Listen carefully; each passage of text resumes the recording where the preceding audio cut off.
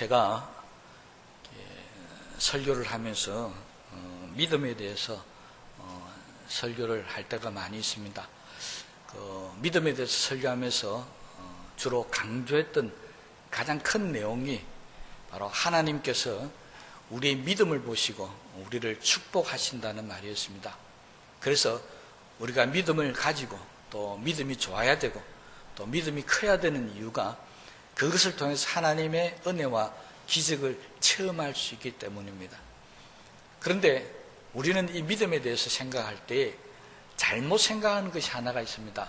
그것이 뭐냐니까 큰 믿음을 가져야 한다, 그렇게만 자꾸 생각하더라는 것입니다. 여러분, 큰 믿음을 갖고 있으면 좋죠.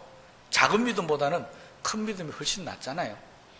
그런데 우리가 왜 큰 믿음을 자꾸 가지려고 하느냐, 그 이유를 따져보면은 딴 데 있는 것이 아니라 큰 믿음을 가지면은 하나님께서 나를 크게 축복하신다는 것입니다. 그런데 이것은 성경적이 아닙니다. 이것은 잘못된 것입니다. 성경의 어디를 봐도 큰 믿음을 갖고 있어야 크게 축복하신다는 거 없습니다. 오히려 주님은 적은 겨자씨만한 믿음이 있을지라도 저 산을 명하여 바다에 던주래도 던질 수 있다라고 그랬습니다. 그러니까 우리가 큰 믿음을 가져야 크게 축복한다, 뭐 이런 게 아니고요. 사실은 큰 믿음을 가져야 된 이유가 크게 축복하는 것이 아니라 이 큰 믿음을 가지고 있으면은 우리가 하나님 앞에 도움을 받는 횟수가 많아진다는 것입니다. 그러니까 크기 문제가 아니라 횟수 문제입니다. 그러니까 믿음이 큰 사람은 기도를 해서 하나님 앞에 도움을 받고 응답받고 축복받는 기회가 많아지는 것이고요. 믿음이 적은 사람은 그 기회가 적어지더라는 것입니다. 그래서 큰 믿음을 갖고 나면 당장 응답을 받는 것이고, 적은 믿음을 갖고 나가면 그 응답이 늦을 수도 있다는 것이죠. 백부장이나 가난한 여인, 큰 믿음을 가졌던 이 사람들이 성경에 보면은 주님 앞에 나갔을 때 즉시 응답받는 그런 일들이 있었기 때문에 이게 큰 믿음이다, 그렇게 이야기했다는 것입니다. 그러니까 우리가 우리의 생각을 바꿔야 될 것은 큰 믿음을 가지면 크게 축복하는 것이 아니라 큰 믿음을 가지면 내가 자주 하나님의 은혜와 도움을 받을 수 있다. 그래서 우리가 큰 믿음을 가져야 한다는 것입니다. 그래서 우리는 이 날마다 우리에게 다가오는 어떤 문제들을 하루하루 매일매일 하나님의 도움을 받고 살아간다면 얼마나 좋겠습니까? 어떤 사람은 한 달이 가고 아니 1년이 가더라도 하나님 도움 한 번 받고 살지 못하는 그런 사람들이 우리 주변에 있습니다. 그런데 어떤 사람은 나는 매일매일 하나님의 도움과 하나님의 은혜 속에 산다고 그렇게 고백하고 있습니다. 차이가 뭘까요? 그것이 결국 우리가 이야기하는 바로 믿음의 차이라는 것입니다. 그래서 우리는 큰 믿음, 좋은 믿음이라고 하는 것은 매일매일 참 때를 따라 돕는 은혜로 하나님께서 내가 힘들고 어려울 때마다 도와주시면 그게 크고 좋은 믿음이고요. 우리는 그렇게 살아야 한다는 것입니다. 그래서 우리 삶 가운데 믿음이 그만큼 소중하고 그만큼 우리에게 중요한 것입니다. 그렇다면 하나님께서는 우리에게 믿음을 통해서 우리를 축복하고 도와주신다. 그러면 하나님 반대편에 있는 사탄은 어떻게 하겠습니까? 당연한 겁니다. 그걸로 뒤집어 보면 되죠. 그러면 사탄은 매일매일 우리에게 와서 하나님의 도움을 받으려고 하는 우리의 믿음을 무너뜨리는 것입니다. 빼앗아가는 것입니다. 이것이 우리는 영적인 전쟁이라고 그러죠. 내가 믿음을 가지고 하나님의 축복을 받느냐, 그렇지 않으면 사탄이 내게 와서 내게 가지고 있는 이 믿음을 무너뜨려서 하나님의 도움을 받지 못하게 하느냐, 우리는 매일 이 영적인 싸움을 싸워가고 있습니다. 그래서 사탄은 매일매일 우리에게 찾아와서 우리가 하나님의 도움과 축복과 은혜를 못 받도록 한다는 것입니다. 그런데 사탄이 제일 많이 쓰는 수법이 있습니다. 어떤 방법을 통해서 그러면 우리의 믿음을 자꾸 빼앗아 가려고 사탄이 역사하느냐, 그건 바로 우리의 환경을 무너뜨려 버리는 겁니다. 우리의 환경을 자꾸 힘들게 만들고 어렵게 만들면 사람들이 믿음이 무너지는 것을 사탄은 너무나도 잘 알고 있습니다. 왜냐하니까 인류 역사는 계속 사탄이 끊임없이 우리를 공격해오다가 얻은 이 노하우가 뭐냐니까 사람들은 환경이 어려워지면 무너지는 사람들이 많이 있더라는 것입니다. 물론 믿음이 큰 사람들은 환경이 어려워질수록 더 믿음이 강해져서 더 어떤 믿음이 크게 성장하고 하나님의 축복에서 살게 되어집니다. 그런데 믿음이 약한 사람들, 적은 사람들은 환경을 공격해버리면, 우리 주변의 모든 삶을 어렵게 만들어버리면 믿음이 떨어지고 포기해버리고 하는 그런 경우들이 많이 있더라는 것입니다. 그래서 우리는 늘 신앙적인 교육을 받을 때 절대로 환경 때문에 우리의 믿음이 흔들리면 안 된다라고 그렇게 가르침을 받아왔었습니다. 다음 주에 제가 말씀을 전하겠지만 사도 바울은 그래서 내가 비난돼도 잘 줄, 가난한데 잘 줄 알고 부한데 내가 풍요로운 풍부러운 것들 잘 줄도 안다. 거기서 내가 자족하는 비결을 배웠다. 이렇게 고백하고 있습니다. 다음 주에 제가 다시 말씀을 드릴 거고요. 그러니까 우리 신앙의 선조들 가운데 정말 하나님 앞에서 사탄의 공격을 이겨가면서 견뎠던 사람은 환경을 아무리 악하게 만들고 잘못되게 만들더라도 믿음이 변하지 않고 자기 믿음을 지켜가는 그러한 사람들이었다는 것입니다. 그러니까 우리가 가장 조심해야 될 것은 우리의 환경이 어려워지고 힘들어질 때 내 믿음이 변하지 않도록 우리가 굉장히 조심해야 되는데, 불행하게도 많은 사람들이 환경이 어렵고 힘들어지면 믿음이 무너지게 되어져 있습니다. 요즘 우리가 이 코로나19 사태 때문에 정말 아주 오랫동안 환경이 어렵고 힘든 가운데 살고 있습니다. 질병으로 해서 몸만 힘든 게 아니고 가정의 삶이나 직장의 삶도 사회생활도 전부 다 지금 어려워지고 있습니다. 이렇게 환경이 어렵고 힘들어지면 어떻게 된다고요? 믿음이 무너지는 사람들이 생겨나게 되어져 있습니다. 이 믿음이 무너진다는 의미를 여러분들이 내 믿음이 약해진다 이렇게만 생각하는데 그것도 있겠지만, 그러나 또 다른 면에 우리 믿음이 무너지는 게 있습니다. 그것이 뭐냐니까 코로나19 사태, 이 코로나는 우리 하나님 앞에 열심히 믿음 생활하고 신앙생활 잘 하면은 절대로 코로나에 걸리지 않는다. 이건 잘못된 믿음입니다. 그런데 제가 얼마 전에 다른 분, 어떤 목사님이 설교할 때 그런 설교를 들었습니다. 아니 이게 뭐지? 아니 예수 믿는다고 코로나에 안 걸린다. 이건 정말 잘못된 겁니다. 무슨 말이냐면 말씀이 굳게 믿음이 서져 있어야 되는데 말씀에 그런 게 없다는 겁니다. 여러분 예수 믿는다고 병이 안 걸립니까? 예수 믿는다고 고난을 안 당합니까? 어려움을 안 당합니까? 예수 믿으면 안 죽습니까? 그런데 말씀이 무너진 그런 믿음을 가진 사람들은 때로 어처구니 없게 그렇게 주장합니다. 그래서 우리가 믿음으로 살면 절대로 코로나에 안 걸린다. 그런 어처구니 없는 말을 하고 있다는 것입니다. 이건 믿음이 무너진 것입니다. 그러니까 믿음이 약해지는 것도 문제지만 하나님의 말씀 위에 세워지지 않고 전혀 하나님의 말씀이 없는 엉뚱한 것을 가지고 마치 그것이 믿음인 것처럼 하는 이것도 역시 믿음이 무너진 것입니다. 우리가 이단을 조심해야 된다. 왜 그렇습니까? 그건 하나님의 말씀 위에 세워진 게 아니기 때문에 그렇습니다. 그건 말씀이 무너진 것입니다. 여러분, 이런 어려움과 힘든 일을 당할 때 우리의 환경이 자꾸 하나님의 말씀대로 살지 못하게 만드는 것, 이걸 우리는 더 경계해야 됩니다. 예수 안 믿게 만드는 것, 기도 못하게 만드는 이건 우리가 얼마든지 이제는 이길 수 있습니다. 그런데 문제는 우리 믿음을 자꾸 변질되게 만드는 겁니다. 자꾸 빼딱하게 만드는 겁니다. 여기에 많은 사람들이 넘어가게 되어 있습니다. 그래서 우리는 환경이 올 때 정말 내 믿음이 없어지고 약해지는 것뿐만 아니라 내 믿음이 변치 않도록 우리 스스로가 굉장히 조심해야 한다는 것입니다. 그렇지 않으면 우리의 믿음이 무너질 수밖에 없습니다. 그럼 사탄으로부터 환경의 최악의 어떤 환경의 공격을 받았던 대표적인 인물이 우리가 잘 알고 있는 욥입니다. 욥은 이 사탄이 욥의 주변에 있는 모든 환경을 다 공격해 버렸습니다. 아내, 자녀, 재산, 하인들, 그리고 옆에 있는 친구들까지 모두가 다 사탄의 공격에 다 넘어갔어요. 최고의 부자에서 최고의 거지로 바뀌어져 버렸습니다. 그가 가지고 있었던 모든 것들은 자기의 목숨 외에 건강이나 재물이나 모든 인간관계가 다 파괴되어 버렸습니다.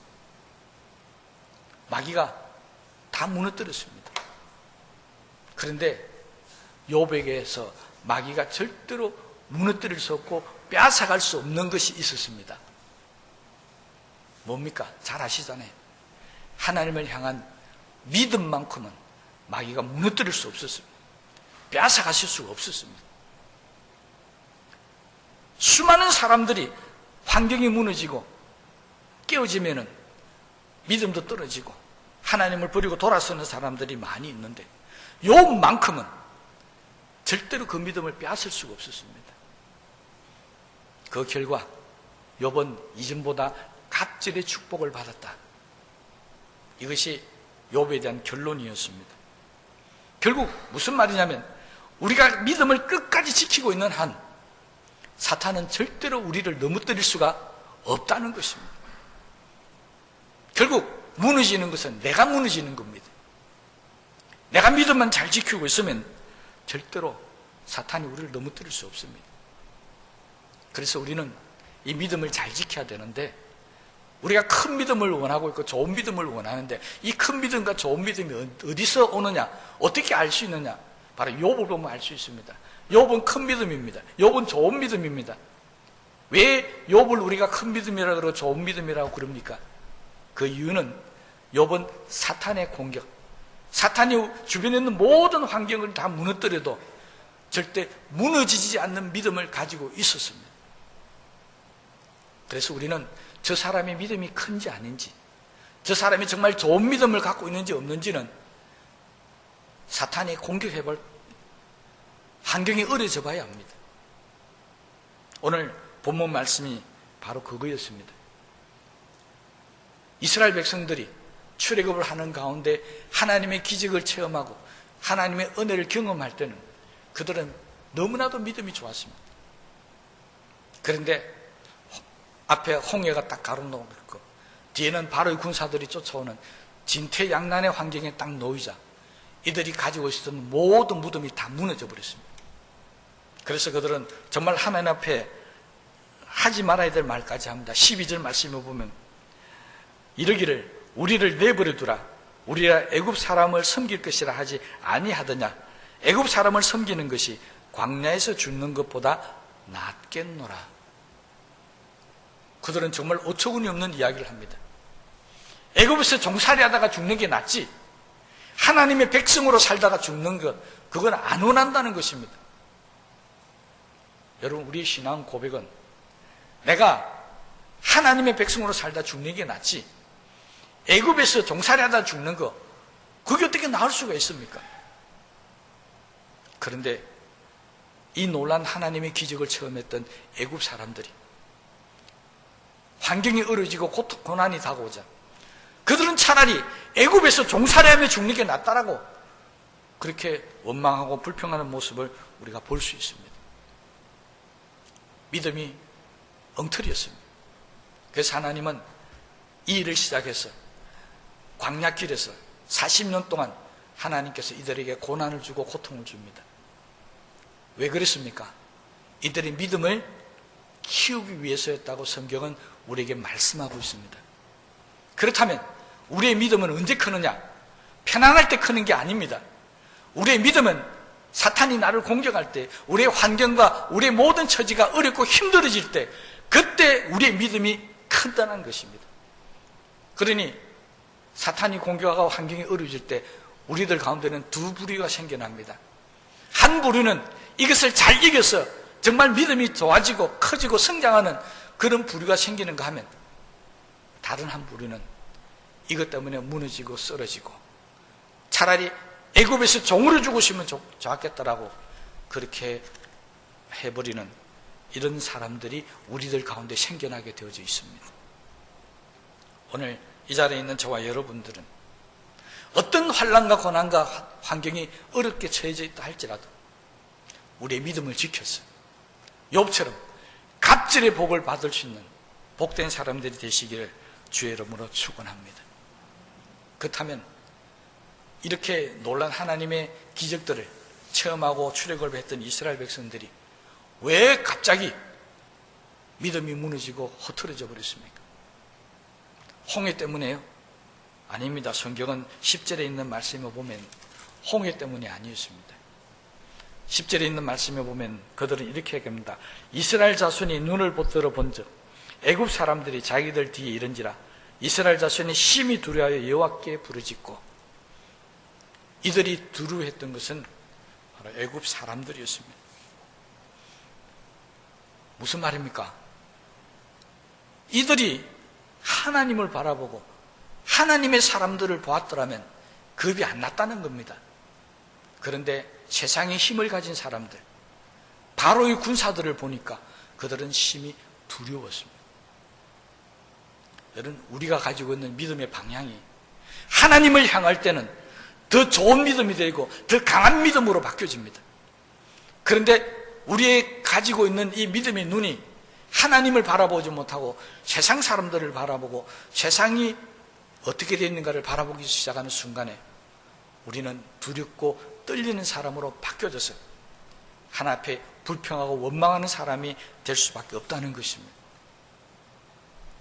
지금 우리가 살아가는 이 세대가 정말 어렵고 힘듭니다. 우리는 어디를 쳐다보고 있습니까? 하나님을 쳐다보고 있습니까? 그렇지 않으면 세상을 바라보고 있습니다. 우리 가지고 있는 것은 믿음입니다. 믿음은 세상의 방법이나 세상의 철학과는 다른 것입니다. 세상의 지식과는 다른 것입니다. 믿음은 하나님을 바라보는 것이지 세상을 바라보는 것이 아닙니다. 그럼에도 불구하고 오늘 수많은 사람들이 어려움과 힘든 환경에 처해지면 하나님을 바라보지 못하고 세상을 바라보면서 두려움에 떠는 사람들이 많이 생기게 되더라는 것입니다.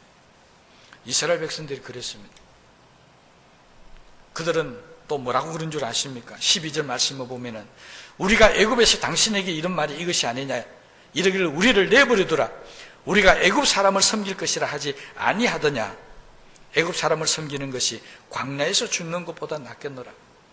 이 말을 제가 다른 말로 바꾸겠습니다.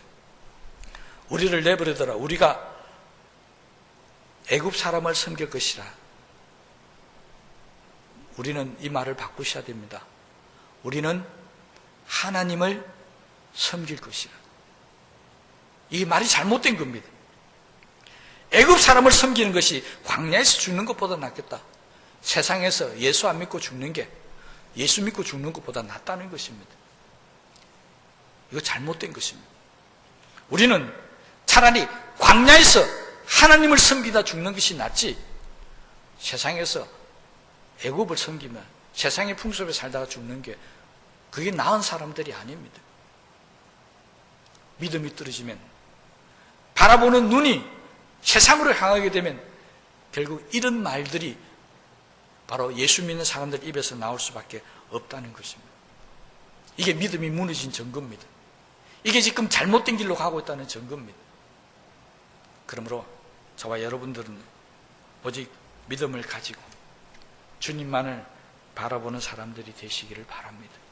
모세는 이런 이스라엘 백성들을 향해서 13절에 이야기합니다. 모세가 백성에게 이르되 너희는 두려워하지 말고 가만히 있어서 여호와께서 오늘 너희를 위하여 행하시는 구원을 보라. 이스라엘 사람들은 애굽 사람을 보는 게 아닙니다. 뭘 바라고요? 구원의 하나님을 봐야 한다는 것입니다. 모세는 여기에서 우리에게 정말 중요한 믿음의 원리를 가르치고 있습니다. 우리가 죽을 위기에 놓였을 때, 정말 고통스럽고 힘들 때 우리가 해야 할 일은 가만히 있어서 하나님을 바라보라는 것입니다. 믿음 있는 이스라엘 백성들은 애굽 사람들을 보았습니다. 왜? 그 사람들 뭐 하려고 지금 오고 있습니까? 자기를 죽이려고 오고 있는 사람들을 보았다는 것입니다. 여러분, 자기를 죽이려고 오는 사람을 보고 마음이 편안하고 기쁨이 넘치는 사람이 있습니까? 없습니다. 목사님 저에게도요, 누가 죽이려고 달려들고 그러면 아마 두려워하고 겁이 날 겁니다. 그래서 우리는 나를 죽이려고 하는 존재, 그거 보면 안 됩니다. 여러분, 베드로도 그랬습니다. 베드로도 바다 위를 잘 걸어가다가 풍랑이 막 치니까 아이고 죽겠다 싶어서 예수님을 보지 못하고 자기를 죽이려고 같이 치는 그 파도를 보면서 바다에 빠져들어가 버렸습니다. 우리는 나를 죽이려고 하는 사람, 나를 죽이려고 하는 환경, 고난, 이것을 보는 사람들이 아닙니다. 우리가 바라봐야 될 대상은 모세가 이야기한 것처럼 바로 구원의 하나님이신 줄로 믿으시기 바랍니다. 하나님은 우리가 죽음의 위기에 놓이실 때라도 우리를 구원해 주시는 구원의 하나님이십니다. 그 하나님을 바라봐야 내가 힘이 생기고 믿음이 생기고 용기가 생기지. 그렇잖아요. 죽이려고 사는 사람 보면 겁이 납니다. 살리려는 사람 보면 마음에 담대함을 얻지 않습니까? 성경은 우리는 믿음으로 사는 사람이니까 믿음으로 구원의 하나님을 보자는 것입니다. 이렇게 하나님을 보는 사람들에게 모세는 놀라운 이야기를 합니다. 13절 하반절 말씀입니다. 너희가 오늘 본 애굽 사람을 영원히 다시 보지 아니하리니. 내가 하나님을 바라보는 순간에 나를 죽이려고 했던 그 사람들 다시는 볼 일이 없다는 것입니다. 언제부터요? 바로 오늘부터입니다. 그 말은 지금이라도 우리가 하나님을 바라보는 순간에 지금까지 나를 두렵게 하고 나를 괴롭게 하고 힘들게 만들었던 그 모든 것들이 다 내 눈에 보이지 않게 된다는 사실을 믿으시기를 바랍니다. 얼마나 좋아요. 모세는 이스라엘 백성들에게 그렇게 믿음의 원리를 가르쳤습니다. 그러니 하나님을 보고 살아가는 것입니다. 그러면서 모세는 이렇게 얘기합니다. 너희는 가만히 서서 봐라. 보는 방법을 가르쳐주고 있습니다. 어떻게 보라고요? 가만히라는 말은 뭡니까? 불평하고 원망하고 떠들지 말라는 겁니다. 좀 조용히 하라는 것입니다. 이것이 하나님을 바라보는 방법입니다. 그런데 이스라엘 사람들은 그렇지 않았습니다. 원망하고 불평하고 모세를 향해서 공격하고 죽겠다 못 살겠다 아우성을 쳤습니다. 우리도 우리에게 고난과 위기가 다가오면요, 우리도 가만히 있지를 못합니다. 너무 막 바빠진다는 겁니다. 입으로 못 살겠다 죽겠다 왜 이렇게 됐나 누구 때문이다 원망하고 막 불평하고 쏟아집니다. 입이 바빠지기 시작합니다. 그때 모세는 좀 입 다물고 가만히 있으라는, 또 입만 그렇습니까? 발걸음도 바빠집니다. 이 사람 저 사람 찾아다니고 그러면서 어떻게 하면 내가 여기에서 좀 벗어나고 살아볼 수 있을까? 발부둥 칩니다. 그래서 모세는 가만히 있으라는 거예요. 위기가 고난이 올 때 너무 그렇게 바쁘게 설치지 말고 가만히 있어서 하나님만을 바라보라. 그러면 하나님께서 우리를 구원시켜 주실 것이라는 것입니다. 바로 이 놀라운 역사가 바로 그 다음에 이어지게 나오고 있습니다. 하나님은 모세에게 손을 내밀어서 바다를 가리키라고 그럽니다. 무슨 말입니까? 하나님께서 모세의 손을 통해서 홍해를 가르는 은혜를 베풀어 주셨습니다. 우리는 우리의 손에 하나님의 은혜가 임하면 이 세상이 감당치 못할 능력이 나타난다는 사실을 믿으셔야 합니다. 모세의 손, 그 무슨 힘이 있겠습니까? 80 먹은 노인의 손에 무슨 힘이 있겠습니까? 그런데 하나님은 그 모세의 손을 정말 위대한 손으로 바꿔주셨습니다. 홍해를 갈랐습니다. 여러분, 하나님은 우리에게 늘 약속하셨습니다. 이사야 선지자를 통해서 말씀을 두려워하지 말라, 놀라지 말라, 나는 너희 하나님이라. 나의 오른손이 정녕 너를 붙들리라. 여러분, 우리가 손을 내밀면 하나님께서 우리의 손을 붙들어 주셨어요. 이 미약하고 보잘것없는 우리의 손들이 하나님의 능력의 손이 될 수 있다는 사실을 믿으시기를 바랍니다. 그래서 우리 신앙의 선조들은 어렵고 힘든 일이 생기면은 주님 앞에 손들고 나갑니다. 그리고 하나님 앞에 손들고 나갔을 때 하나님께서 얼마나 그들을 축복하셨는지를 간증으로 우리에게 남겨주십니다. 여러분, 우리가 즐겨 부르는 찬송가죠. 찬송가 280장입니다. 천부여 어지없어서 손들고 옵니다. 손을 들고 하나님 앞에 나온다는 것은 하나님, 이 내 손으로는 아무것도 하지 않겠습니다. 오직 이제는 하나님만이 내 손을 붙들어 주셔야 되겠습니다. 그래야만이 내가 이 위기에서 벗어날 수 있겠습니다. 오늘날에도 열심히 있게 기도하는 사람들, 정말 어렵고 힘들 때 하나님 앞에 나와서 기도할 때 보면 두 손 들고 기도하는 사람들이 간혹 있습니다. 그분들은 정말 하나님 앞에 답답해서 기도하는 겁니다. 여러분들은 언제 하나님 앞에 두 손 들고 기도해 본 일이 있습니까? 마지막으로 손을 들고 기도했는 때가 언제입니까? 아니면 지금까지 단 한 번도 하나님 앞에 손 들고 기도해 본 경험이 없습니까? 여러분, 우리의 손 하나님이 정령 붙들어 주시기를 원한다면 이제 두 손 들고 앞에 나와서 부르짖게 되시기를 바랍니다. 그러면 하나님께서 우리의 손을 통해서 놀라운 기적을 베풀어 주실 줄로 믿습니다. 하나님께서 모세의 손을 통해서 역사하기 시작했습니다. 바다가 갈라졌습니다. 모세의 손의 역할은 여기에서 끝나지 않았습니다. 이스라엘 백성들이 다 홍해를 건너고 난 후에 하나님은 다시 모세에게 말씀하십니다. 모세야, 손을 내밀어서 다시 바다를 가르쳐라. 그 순간에 갈라졌던 바다가 다시 합쳐집니다. 그리고 뒤따라왔던 모든 애굽의 병사들이 일순간에 몰살당해버립니다. 모세가 뭐라고 했다고요? 오늘 다시는 이 애굽 사람들을 보지 못하리라.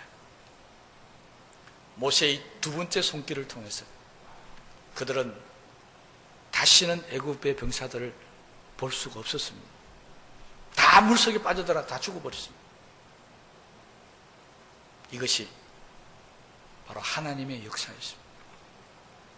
이스라엘 사람들은 죽겠다고 했는데 하나님은 바다를 건너게 하셨고, 그리고 그 바다를 통해서 애굽의 모든 병사도 다 죽게 만들어 버렸습니다.